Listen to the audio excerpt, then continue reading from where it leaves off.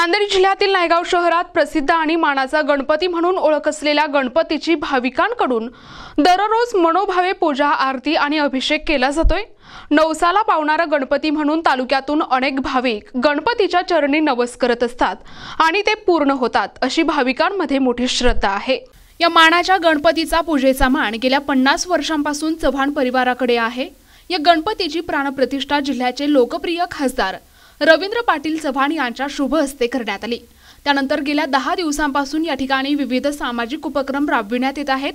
लोकमान्य टिळकांप्रमाणे सर्वधर्म समतेचा संदेश देण्यासाठी माजी आमदार बळवंतराव पाटील चव्हाण यांनी सर्व जाती धर्माच्या लोकांना एकत्र येऊन या मंडळाची स्थापना केली होती। समाजात बंधुभाव टिकून राहावा, एकमेकांचे दुःख जाणून घेता यावे आणि विचारांची देवाणघेवाण करता यावी, यासाठी मंडळाची स्थापना करण्यात आली। गेल्या 50 वर्षांपासून नायगाव शहराचा हा मानाचा गणपती म्हणून ओळखला जातो। मी विनोद अशोकराव गंजेवार, सार्वजनिक गणेश मंडळाचे कार्यकारी अध्यक्ष आणि सार्वजनिक गणेश मंडळाची स्थापना 50 वर्षापासून असून त्यांची गावातील मिरवणूक पालखीमध्ये मिरवल्या जाते।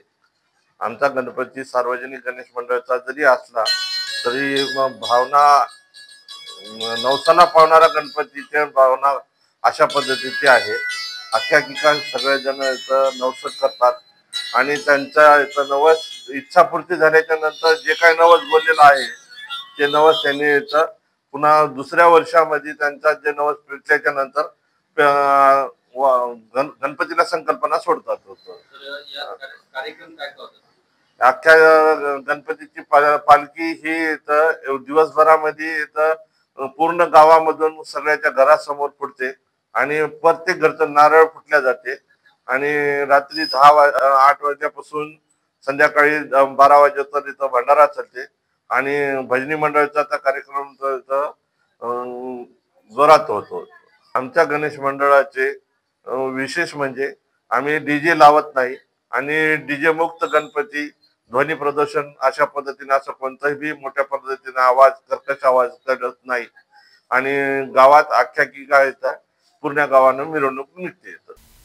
प्रतिनिधी हनुमंत चंदनकर, NTV न्यूज मराठी, नायगाव, नांदेड।